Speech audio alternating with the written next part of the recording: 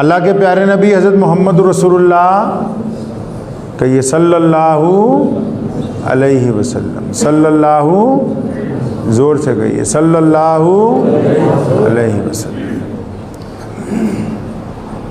रसूल करीम सल्लल्लाहु अलैहि वसल्लम ने इंसानों को पहचानने क्या तरीका भी समझाया। अभी किस तरह पता लगेगा कि सामने वाला मोमिन है कि मुनाफिक, बंदा कैसा है। हदीस शरीफ में आता है रसूल करीम सल्लल्लाहु अलैहि वसल्लम ने फरमाया भी मुनाफिक जो है, मुनाफिक किसको कहते हैं? जो बेईमान होता है।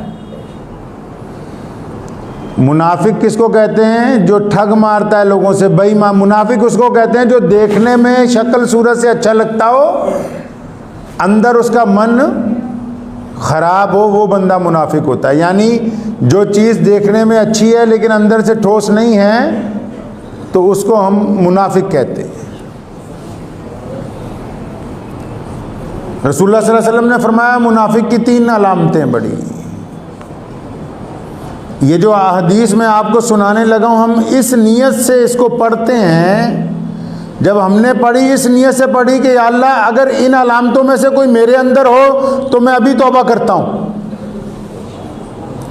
और सुनने वाले भी इस नीयत से सुने कि अगर इन अलामतों में से कोई अलामत हम में पाई जाती है तो हम इसी वक्त तौबा करें, ताकि अल्लाह ताला के नज़दीक हम मुनाफिकत से निकल के मोमिन बंदों के अंदर शुमार हो जाएं।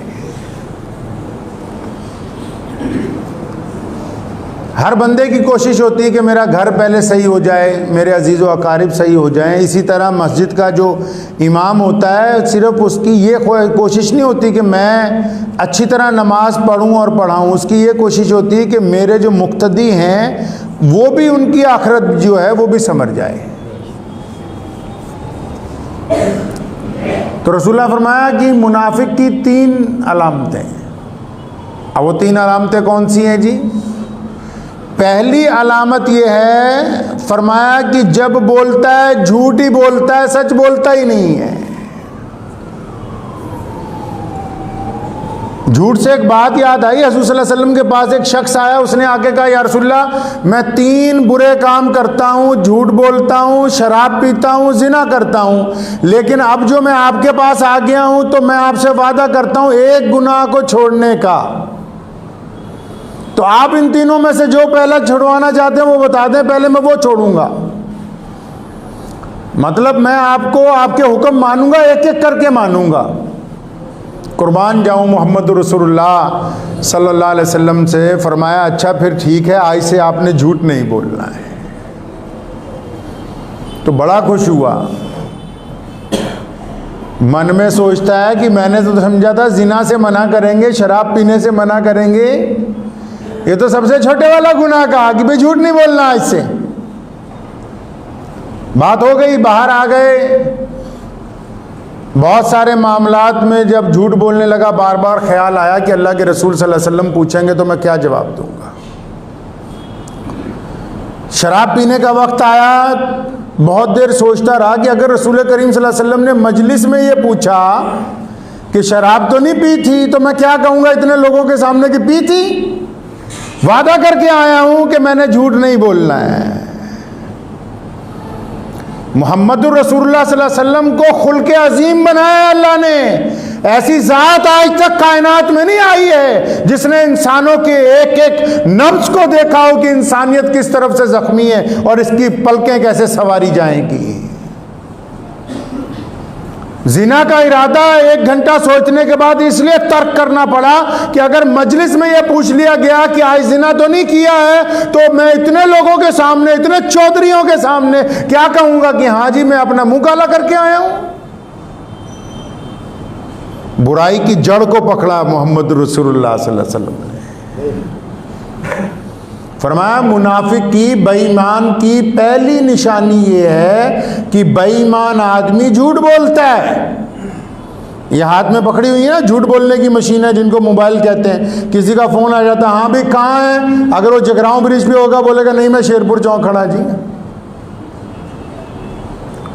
हत्ता की तमाम आइम्मा लिखते हैं अपनी अपनी तशरीह में कि झूठ बोलने वाले की हालत इस हद तक खराब हो जाती है कि एक वक्त आता है वो अपनी माँ को कहता है कि अम्मा टेंशन ना ले, मेरे पास पैसे आने वाले, मैं तुझे हज कराऊंगा। तो माँ कहती नहीं नहीं, तेरा काम ही झूठ बोलना, मुझे तुझ पे बिल्कुल एतबार नहीं है।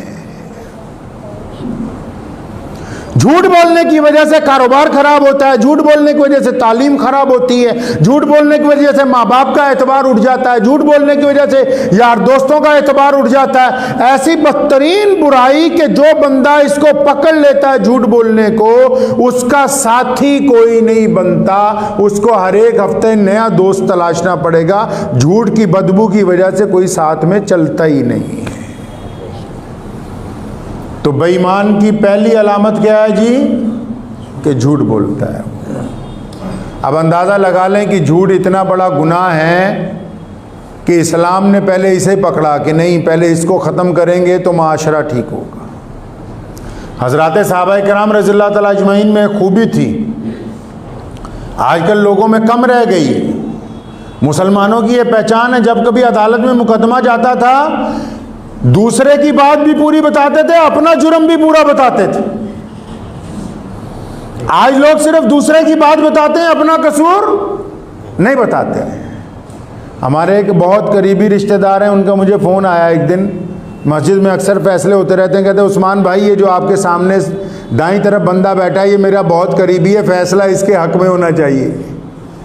तो मैंने उन्हें कहा आप भी इस्तग़फ़ार पढ़ें, मैं भी पढ़ूं कि भाई मस्जिद में फ़ैसला किसी के हक़ में नहीं हो सकता, अल्लाह और उसके रसूल के हुक्म के मुताबिक हो सकता है। और रसूल करीम सल्लल्लाहु अलैहि वसल्लम ने फरमाया बेईमान की दूसरी पहचान ये है कि वादा खिलाफी करता है।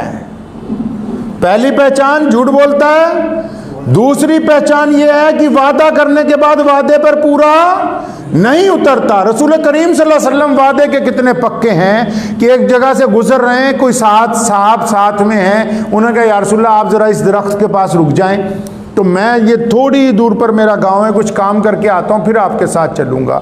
हुज़ूर सल्लल्लाहु अलैहि वसल्लम वहाँ रुक जाते हैं और वो चला गया गांव में। अब गांव में जाके भूल गया कि मैं रसूलुल्लाह सल्लल्लाहु अलैहि वसल्लम से उन्होंने वादा किया, वहाँ खड़े हुए हैं। अब आके भूल गया, 3 दिन तक वादा याद ही नहीं रहा। 3 दिन बाद अचानक गुजरा तो देखा मोहम्मद रसूलुल्लाह सल्लल्लाहु अलैहि वसल्लम वहीं पर मौजूद हैं।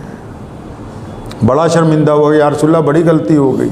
फरमाया हाँ तुमने हमें तकलीफ़ में डाला, इसके अलावा कुछ रसूल करीम सल्लल्लाहु अलैहि वसल्लम ने नहीं फरमाया।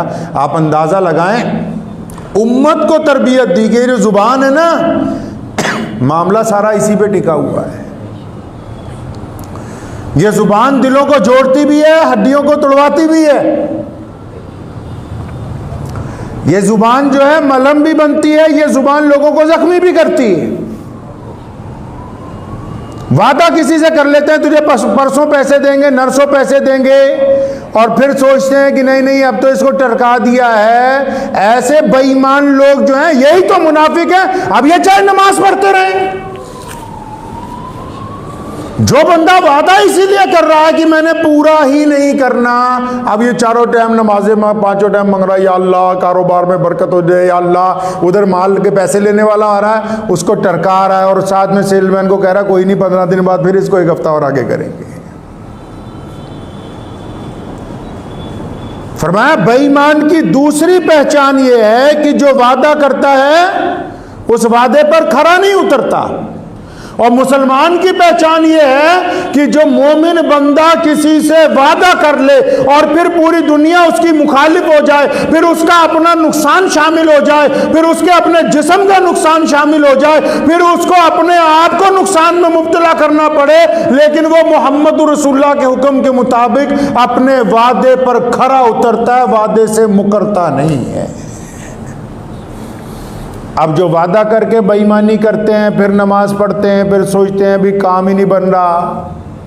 अब उधर तो बता दिया ना भी ये मुनाफिक है। अब मुनाफिक जितनी मर्जी नमाज पढ़ ले, मुनाफिक बंदा जितनी बार मर्जी नमाज पढ़ ले, जब वो ईमान की शराइत पूरी नहीं कर रहा। पहले तो झूठ बोल रहा है मुनाफिक, दूसरा वादा खिलाफी कर रहा है। अब तीसरी पहचान मुनाफिक की क्या है जी? अमानत में खयानत करता है। अमानत में खयानत करता है। अब आप कहोगे कि ऐसे तो बहुत सारे लोग हैं जिनके पास कोई अमानत रखवाता ही नहीं है। ऐसे बहुत सारे लोग हैं जिनके पास कोई अमानत रखवाने आता ही नहीं। सोचते भाई हमारे पे तो ये हुक्म लागू नहीं हो रहा। अमानत सिर्फ रकम की नहीं है, अमानत ज़र और जवाहरात की नहीं है। सिर्फ अमानत सिर्फ माल कपड़ा गाड़ियां किसी के पास छोड़ गए उसकी नहीं है। एक बंदा आपका दोस्त है, आपका भाई है, आपका पड़ोसी है, वो अपने दिल का बोझ हल्का करने के लिए खामोशी से आपके कान में कुछ बातें कहता है, अपने राज अमानत के तौर पर आपको देता है, और देते हुए इधर उधर भी देखता है कि कोई और सुन ना ले। अब उसके राज आपको अपने सीने में रखने थे, अब उन राजों को लोगों को बताता फिरता है। ये भी अमानत में खयानत है, और ये बंदा मुनाफिक है जो अमानत में खयानत कर रहा है।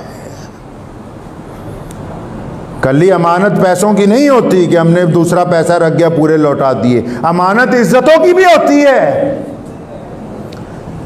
अमानत जो है दूसरे की बातों की भी होती है, अमानत राज की भी होती है। अब अमानत में सारा दिन खयानत कर रहे हैं। कोई बंदा अपनी बात बता गया, दूसरे को फोन कर करके बता रहे हैं, अच्छा सुना फलां आया था मेरे पास, उसकी बीवी का ये मामला है, उसके बेटे का ये मामला है, उसके बच्चों का ये मामला है, और फिर पांचों वक्त आके नमाज भी पढ़ रहा है। मैं तो अक्सर बाज़ औक़ात मुझे कुछ लोग कहते हैं कि ऐसी बात ना करें। मैं अक्सर कहा करता हूं कि जो ऐसे बेईमान लोग हैं, ऐसे मुनाफिक लोग हैं, उनको नमाज पढ़ने की जरूरत क्या है? जब तक दिल से मुनाफिकत ही ना धुली, झूठ बोलने से हट नहीं रहे, वादा खिलाफी कर रहे हैं, अमानत के अंदर खयानत कर रहे हैं, तो रसूलुल्लाह ने फरमाया ना भाई ये लोग मुनाफिक हैं। मुनाफिकी की और बड़ी पहचान भी है। एक हदीस में और आया, अभी मुनाफिकी है और भी एक बड़ी पहचान है। वो वाली पहचान कौन सी है? यानी मुनाफिक को जब छेड़ते हो ना, जब कहते हो नसीहत की बात करते हो अलग ले जाके, या मुनाफिक के साथ कोई गुफ्तगू करता है, कोई समझाने की कोशिश करता है, तो मुनाफिक बंदा सही बातों के जवाब में सामने वाले को गाली देता है। ये मुनाफिक की पहचान है। जो बंदा, इस्लाम ने गाली को बहुत बड़ा गुनाह करार दिया, और जो बंदा गुफ्तगू के दरमियान सिर्फ सामने वाले को डराने के लिए, उसको खामोश करने के लिए गाली का इस्तेमाल कर रहा है, तो हदीस ने कहा कि ये पक्का मुनाफिक है, ये ठोस मुनाफिक है, इसके दिल पर मोहर लगी हुई है। इसकी मुनाफिकत की वजह से ही ये दूसरों के साथ गाली के साथ गुफ्तगू कर रहा है। तो हमें ये कोशिश करनी है कि जो मुनाफिक की अलामतें हैं, अब देखो हर बंदे को अपना पता है ना जी। मुझे मेरा पता है मेरे अंदर क्या है, आपको आपका पता है आपके अंदर क्या है। मूसा अलैहिस्सलाम जब नबी थे, बारिश नहीं हो रही थी, तो अल्लाह करीम से बहुत दुआ की, तो ऐलान हुआ अल्लाह की तरफ से कि मूसा ये जो बंदे यहाँ बैठे हुए हैं तेरे साथ, इनमें से एक ऐसा है जो हमारा नाफरमान है, हम उससे बड़े नाराज़ हैं, हम बारिश नहीं होने देंगे इसकी वजह से। अब मूसा अलैहिस्सलाम ने ऐलान कर दिया। अभी ऐलान किया था, थोड़ी देर बाद बारिश होने लगी। कोहे तूर पे अल्लाह ताला से बातें करने जाते थे, जाके कहा या अल्लाह आपने तो कहा इनमें एक ऐसा गुनहगार है, हम इससे बड़े नाराज़ हैं। फरमाया मूसा मेरे बंदे ने मुझसे तौबा कर ली थी, माफ़ी मांग ली। तो मूसा अलैहिस्सलाम ने कहा या अल्लाह तौबा कर ली, वो है कौन सा? फरमाया ये नहीं हम बताते, ये हमारा और हमारे बंदे का मामला है। अक्सर मैं अपनी माँ को या अपने बेटे की माँ को देखता हूँ ना मोहब्बत करते हुए, तो बार बार जहन में आता है कि अल्लाह करीम ने अपनी मोहब्बतों में से एक टुकड़ा, सिर्फ 1% दुनिया की माँओं को अता फरमाया। और फिर रसूलुल्लाह ने फरमाया कि अल्लाह फरमाते हैं कि मैं अपने एक बंदे से 70 माँओं से ज़्यादा प्यार करता हूँ। आप अंदाज़ा लगाएं, दुनिया की माँ जब इतनी मोहब्बत करती है तो अल्लाह अपने बंदे से कितनी मोहब्बत करते होंगे। अगर यही मुनाफिक बंदा अल्लाह से माफ़ी मांग के तौबा कर ले तो अल्लाह करीम उसको फौरन माफ़ करने के लिए तैयार है। अब ये तो हमें पता है ना, हमारे दिल में भी, हम में मुनाफिक कौन है जी, ईमान वाला कौन है। नमाज को हमेशा मामलात से जोड़ के देखा करें। दुनिया के तमाम मज़ाहिब से इस्लाम मुख्तलिफ है। इस्लाम ने इबादत का तरीका नहीं दिया है, इस्लाम ने सजदा करने का तरीका नहीं दिया, इस्लाम ने सजदे से पहले पाकीज़गी दी है, इस्लाम ने इबादत से पहले ईमानदारी अता की है। इस्लाम का इबादत का तरीका माशरे से शुरू होता है, हमारी इबादत का तरीका माँ बाप की इताअत से शुरू होता है, हमारी इबादत का तरीका दूसरों के साथ मोहब्बत से शुरू होता है। इस्लाम की इबादत का तरीका मोहम्मद रसूलुल्लाह से वफादारी से शुरू होता है। अगर वो वफादारी कामिल नहीं होगी तो ये इबादत कामिल नहीं हो सकती है। आपने एक वीडियो सुनी होगी अभी, अहमदाबाद में एक आयशा नाम की लड़की ने खुदकुशी कर ली।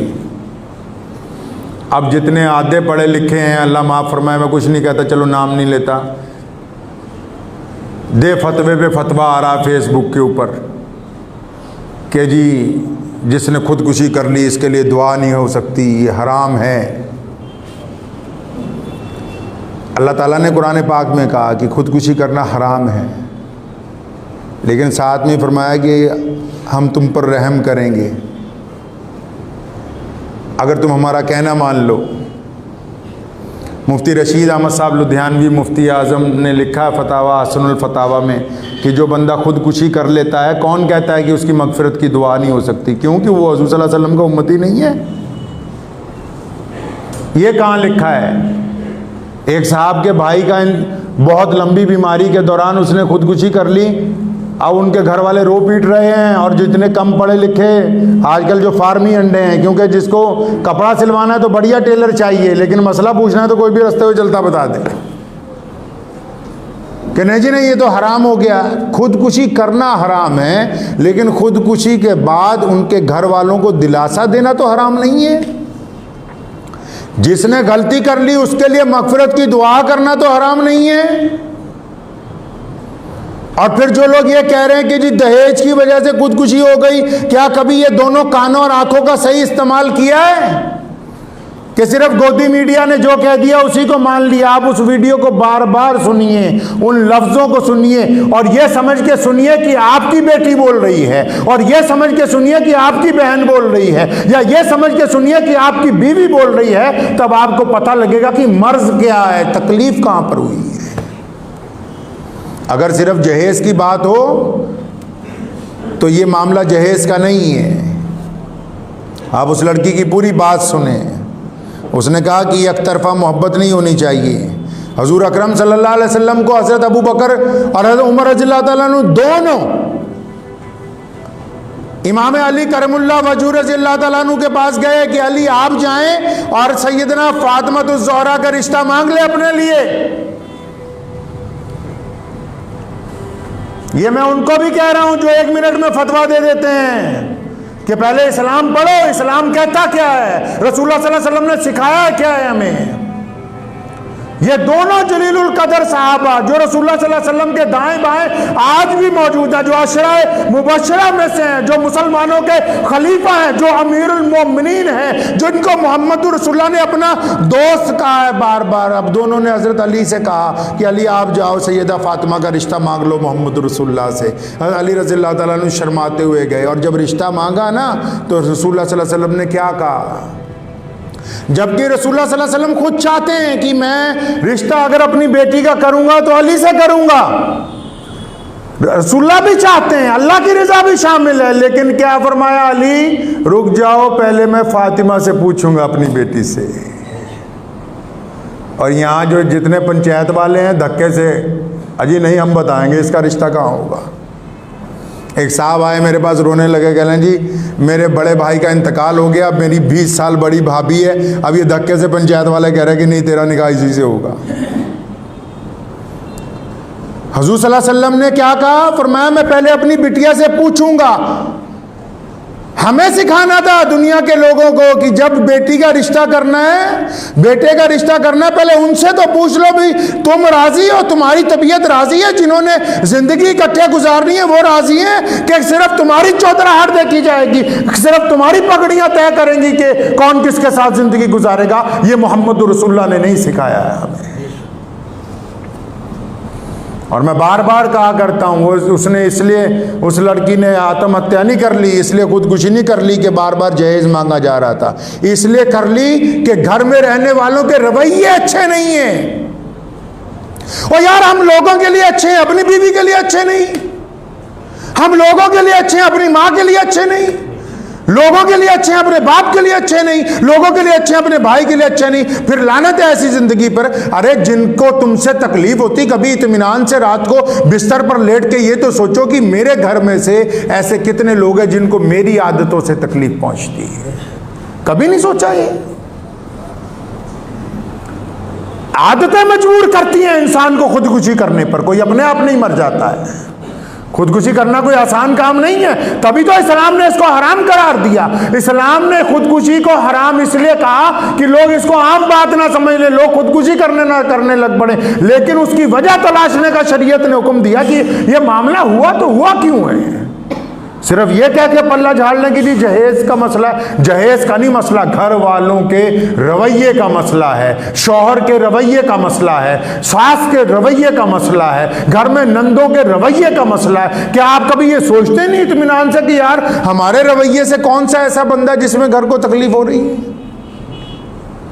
कभी इत्मीनान से सोचिए ना। हजूर सल्लल्लाहु अलैहि वसल्लम ने माशरा तो यहीं से, सलमान फारसी रज़ियल्लाहु अन्हु ने एक दफ़ा गलती से ये कह दिया सैयदना बिलाल को, अज़राए मज़ाक़ ओ काली माँ के बेटे। हज़रत बिलाल रज़ियल्लाहु अन्हु को बड़ी दिल पे लगी, रसूलुल्लाह को फरमाया, या रसूलुल्लाह आज फ़लाँ सहाबी ने मुझे ये कहा, आप सल्लल्लाहु अलैहि वसल्लम ने बुलाया, डांटा, फरमाया जाओ बिलाल से माफ़ी मांगो। कोई है आज कोई बहुत बड़े सरदार को बोलते कि गुलाम से माफ़ी मांगो? अब इन्होंने क्या किया, बाहर सड़क पर बिलाल मिल गए, दो जाने होकर जमीन पर बैठ गए, अपना सर जमीन पर रख दिया, फरमाया बिलाल मुझसे गलती हो गई। रसूलुल्लाह ने कहा कि वो आदतें अब नहीं चल सकती जो पहले इंसानों को जलील किया जाता था। मैं अल्लाह की कसम तुमसे माफी मांगता हूं, बिलाल मट्टी उठाओ, मेरे सर पे डालो, मेरे सर पे पैर रख के निकलो, ताकि मुझे तसल्ली हो जाए कि तुमने मुझे माफ कर दिया। सैयदना बिलाल ने दोनों कंधों से उनको उठा के अपनी छाती से लगाया, फरमाया तुमने इतनी बात कह दी, यही काफी है। हम तो मोहम्मद रसूलुल्लाह के तरीके पे दुनिया को यह बताना चाहते हैं कि इस्लाम ने इंसानों को बराबरी का दर्जा अता कर दिया है। बराबरी घर में नहीं मिलेगी जी। घर में आप गवर्नर लग गए हैं, चौधरी बन गए आप घर के, घर में बाकी लोगों को जीने का इख्तियार नहीं है। घर में बच्चों को, बेटियों को, माओ को, बहनों को जीने का इख्तियार नहीं है। अगर आप चार पैसे कमा के ले जा रहे हैं तो बहुत बड़े आप चौधरी बन गए घर के, दूसरों के जज्बात का कभी ख्याल ही नहीं रखा। मोहम्मद रसूलुल्लाह रात को तीसरे पहर उठते हैं और लकड़ी की चप्पल जिनको खड़ाव बोलते हैं पहनते ही नहीं। अम्मी आयशा ने एक दिन पूछा, या रसूलुल्लाह आप रात को उठते हैं, नंगे पांव निकलते हैं? फरमाया इसलिए तुम्हारी नींद ना खराब हो जाए। आप सोचते नहीं दूसरे का दिल तोड़ते हुए कभी?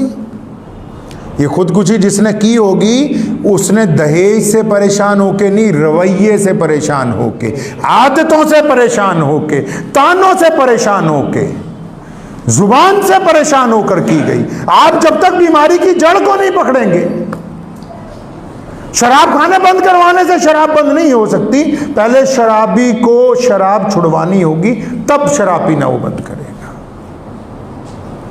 तो इसलिए इस्लाम को पहले इत्मीनान से देखा करें। फतवा देने से पहले कि नहीं जी जिसने खुदकुशी कर ली, कौन कहता है? आप खुदकुशी जिसने कर ली, अब कर ली, वो गुनाह था, लेकिन क्या जो गुनहगार होते हैं हम उनके लिए दुआ नहीं करते क्या? जिनके चोट लग जाती है उनके मलहम नहीं लगाई जाती? जो बीमार हो जाते हैं क्या उनको दवा नहीं दी जाती? जो जेल में चले जाते हैं क्या लोग उनकी जमानतें नहीं करवाते? करवाते हैं ना। तो शरीयत ने कहा है कि ठीक है उसने गुनाह किया है, वो अपनी सज़ा अल्लाह के नज़दीक जो भी भुगते, लेकिन जो उसके घर वाले हैं, अब उसकी तरह और जो लोग हैं क्या उनके लिए आसानियां नहीं पैदा की जाएंगी?